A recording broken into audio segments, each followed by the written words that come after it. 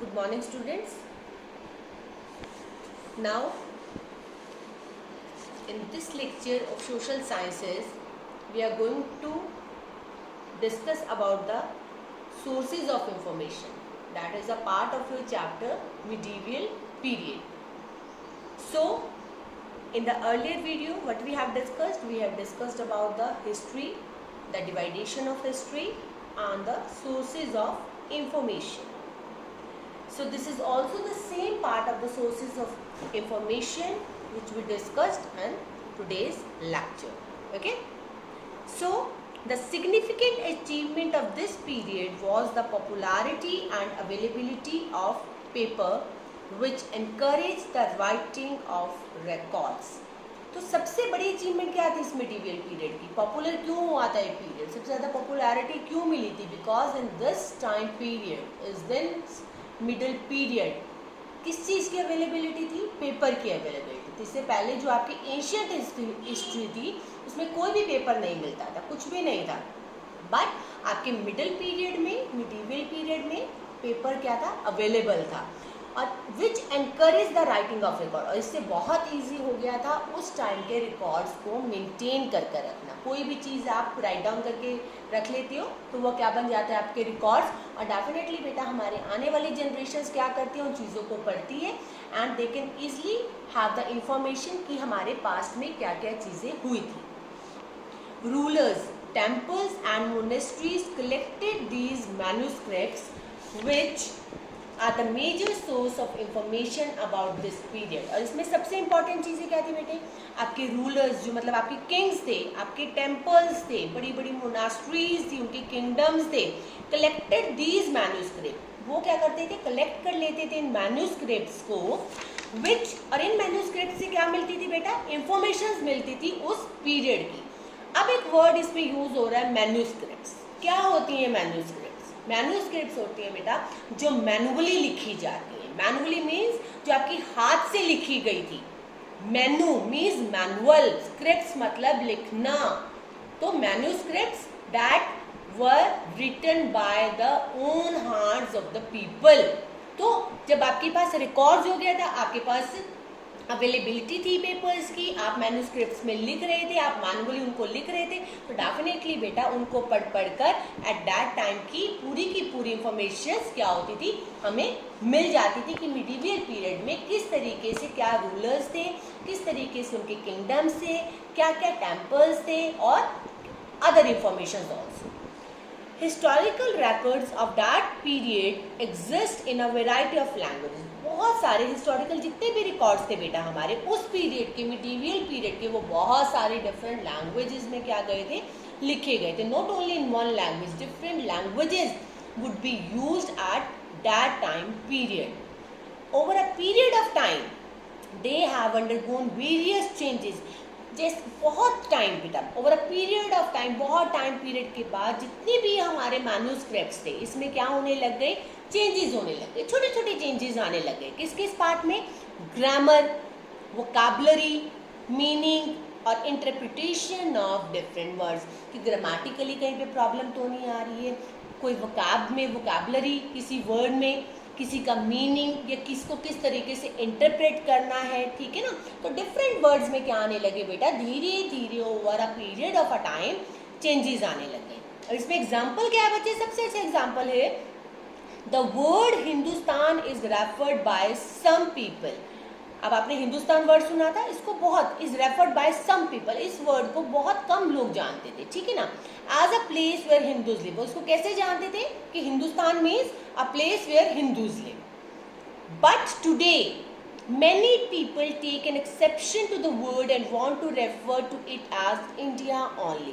but today बेटा देर अब क्या आ गया? people can take as an exception। अब people इसको क्या लेने लग गए? इस वर्ड को किस तरीके से जानने लग गए? इंडिया के नाम से। जो हिंदुस्तान वर्ड था उसमें सिंपल सा एक मीनिंग निकल कर आता था, where the Hindus live। but today that Hindustan word changes or converted into the India. पर हम ये नहीं है कि हम हिंदुस्तान नहीं बोलते, definitely we use that word, but एक और अदर नेम। अब हम किससे जानते हैं? इंडिया के नाम से हम इस वर्ड को, हिंदुस्तान को क्या करते हैं? ज़्यादा रिकॉग्नाइज करते हैं। According to our constitution the name of our country is India. हमारे कॉन्स्टिट्यूशन में भी हमारा जो कंट्री का नेम है वो क्या मेंशन है बेटा? India, that is Bharat. Hence, terms that are used in different contexts at different times take into account the cultural, social and political divisions. तो बेटा जो भी हम टर्म्स यूज करते हैं अपने डिफरेंट कंटेक्स्ट में, डिफरेंट पार्ट्स में और डिफरेंट टाइम से, वो take it into the account culturally, socially and in political conditions. दो manuscripts provide a lot of useful information to the historians. और जितनी भी बेटा उस टाइम पर स्क्रिप्ट्स लिखी गई थी, जो हाथ से लिखी जा रही थी, मैनुअली लिखी जा रही थी, वो क्या प्रोवाइड कर रही थी? पीपल को बहुत सारी इंफॉर्मेशन प्रोवाइड कर रही थी रिगार्डिंग द मिडीवियल पीरियड.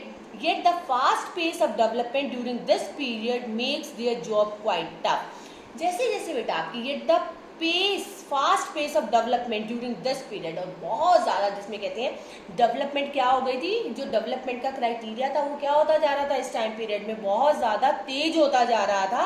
और जो इस तरीके की जॉब थी वो क्या होती जा रही थी? बहुत टफ होती जा रही थी कि आपको मैन्यूस्क्रिप्ट्स के through to just give the information to the people. The movement of people in search of opportunities resulted in exchange of ideas. अब जब बेटा पर्सन्स होते हैं जो मूव करते हैं from one place to the other, definitely बेटा किस चीज़ के लिए करते हैं? सर्च ऑफ द अपॉर्चुनिटीज, कि एक जगह से बेटर अपॉर्चुनिटीज उन्हें दूसरी जगह पर मिले. Resulted in exchange of ideas, और उनके जो आइडियाज़ हैं वो क्या हो? एक्सचेंज हो. अब यहाँ से अगर आप जाते हो, if you move to the another place, आप यहाँ से दिल्ली जा रहे हो, आप यहाँ से चंडीगढ़ जा रहे हो, मनाली जा रहे हो, तो क्या होगा? आपको डिफरेंट कल्चर देखने को मिलता है, डिफरेंट लैंग्वेजेस देखने को मिलती हैं, आप अपने आइडियाज़ को एक्सचेंज करते हो. आपके आइडियाज़ कुछ और होंगे, आपके ओपिनियंस कुछ और होंगे, दूसरों के ओपिनियंस कुछ और होंगे. तो ये क्या होती है? इससे हमारी क्या होती है?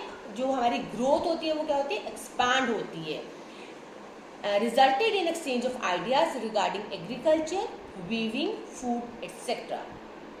Many ranks and differentiation emerged in the society. उस टाइम पर बेटा बहुत सारे रैंक्स और बहुत सारी अलग अलग टाइटल्स क्या होने लग गए थे? सोसाइटी में emerge होने लग गए थे, दिखने लग गए थे.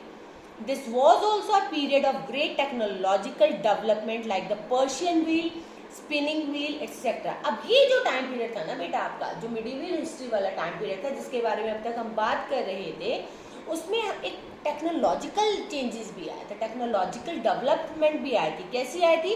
उस टाइम पर ना पर्शियन व्हील, स्पिनिंग व्हील, ये बहुत सारी एक जैसे कहते हैं ना अलग अलग सी different type of the things में देखने को मिलती थी. तो पर्शियन व्हील आपका एग्रीकल्चर में यूज होता था, स्पिनिंग व्हील आपका वीविंग में यूज होता था.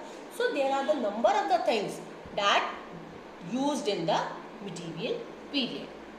Excavations of medieval towns, saris and villages along with the paintings, monuments, sculptures, coins and inscriptions also give us a lot of information about the different aspects of the society and culture. अब बहुत सारी चीज़ें थी बेटा उस time में. आपके medieval towns थे, आपके जो ट्रैवलर्स थे उनके रहने के लिए जो इन्स होते थे जिनको हम होटल्स भी बोलते थे, विलेजेस होती थी, उसमें पेंटिंग्स होते थे, स्कल्पचर्स होते थे, मॉन्यूमेंट्स होते थे. उस टाइम में जो कॉइन्स यूज़ की जाती थी, इंस्क्रिप्शंस होती थी, उनसे हमें क्या पता चलता था? जब वो चीज़ें हमें नज़र आती थी, जब वो हमारे हिस्टोरियंस उसको कलेक्ट करते थे, उससे they can easily get the information about the different aspect कि उस टाइम पे किस तरीके की सोसाइटी थी, किस तरीके का कल्चर था. अब क्या कॉइन्स यूज होते थे, अब कॉइन्स से इजीली पता चल जाता है हमारे हिस्टोरियंस को कि हाँ उस टाइम में इस तरीके के कॉइन्स थे और ये वाले कॉइन्स हमारे मिडिल पीरियड में यूज हुए थे.